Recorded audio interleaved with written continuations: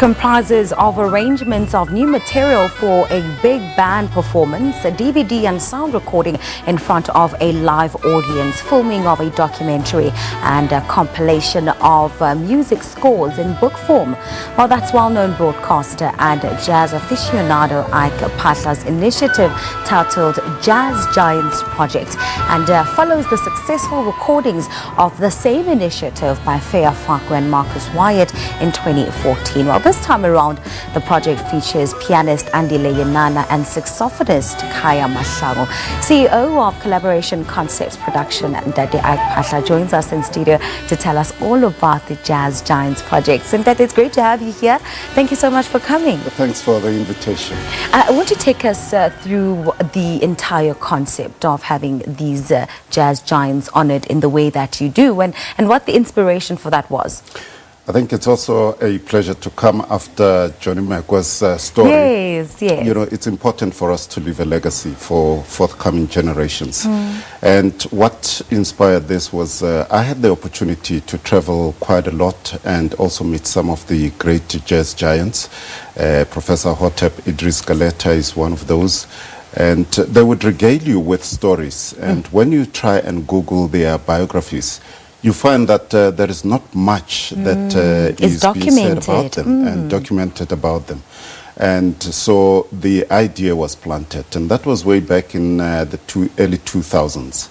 And we did an application for funding because we wanted those people to tell their story, not only to me, but to other people as well. Yes. Unfortunately, the funding came a bit late because we lost quite a lot of them in a short space of time. We lost the Nkana brothers, we lost Enes Motle, we lost Kiranku, and those were the people that we had targeted. But we thought the project has to go on, and also it is to give reference point to the young musicians, because as you heard, you know, they study American jazz, and what about South African jazz? What about African arrangements?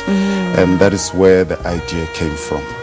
I want to talk about the project when it happened in 2014, where you featured Feya, Faku and Wyatt. What were some of the highlights or lessons that came from that project specifically? I think one of the highlights was Wyatt winning the South African Music Award with that compilation album. But the lessons learned is that there is a need for this kind of arrangements. That definitely is, and South Africans appreciate it because we had very appreciative crowds.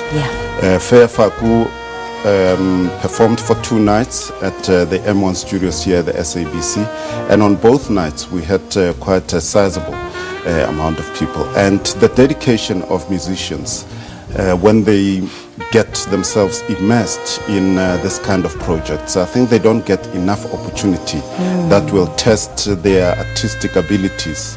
And when they see this, it becomes a challenge. And also what I observed was the collaboration aspect between the artists. I mean, the arranger comes in, he has his own arrangement. The composer listens to it and thinks, this is not my composition. But as time goes on, it grows onto them. And then the rehearsal aspect, that's very interesting. You see all these musicians coming in with wide eyes on the first day, getting acclimatized to the music. And ultimately on performance night, you just wonder at how they gel together. And every time I listen to the recordings, I just wonder, did we make this? And it's a very fulfilling feeling to have something great that has been done for South Africans by South Africans. And of course those moments of improv that always just add that excitement to the music, don't they? They definitely do, and especially on performance night, you never know what's going to happen, you know, and they get much more inspired. I think the crowd energy also has something to do with that. You guys launched the project at the Market Theatre about a week ago. Take us through just the response that you have received so far.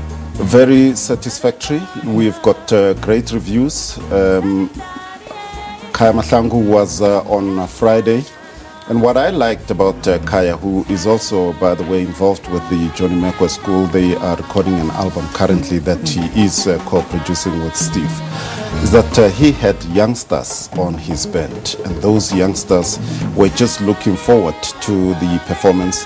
And he also had some senior musicians like Dennis Elsik, who for the first time when I worked with him very closely, watching the rehearsals, very giving person. You know, the trombone section, he was always guiding them and telling them that this is what you have to do, this is what we need to do. And that's the kind of thing that you want, you know, that transgenerational performance on one stage. And I think Khaya managed to do that very well. The following night with Andile Yenana, it was still the same thing. Dumi Mkhorosi was on drums, one of the most, he has grown so much from the first time when I saw him performing, and he was just a wonder to watch. So it was just two great nights of great performances by great artists. We could chat all morning, but we are out of time. Thank you so much for coming, and congratulations and well done on this amazing project. I'd like to also say congratulations to my colleagues at Collaboration Concepts. It's not a one-man. Sure, absolutely. It's a team effort.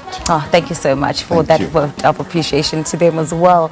As CEO of Collaboration Concepts Production, and Ike Phaahla, speaking to us about the Jazz Giants project, which comprises of arrangements of new material for a big band performance, DVD and sound recording in front of a live audience, filming of a documentary, and of course a compilation of the music scores in book form.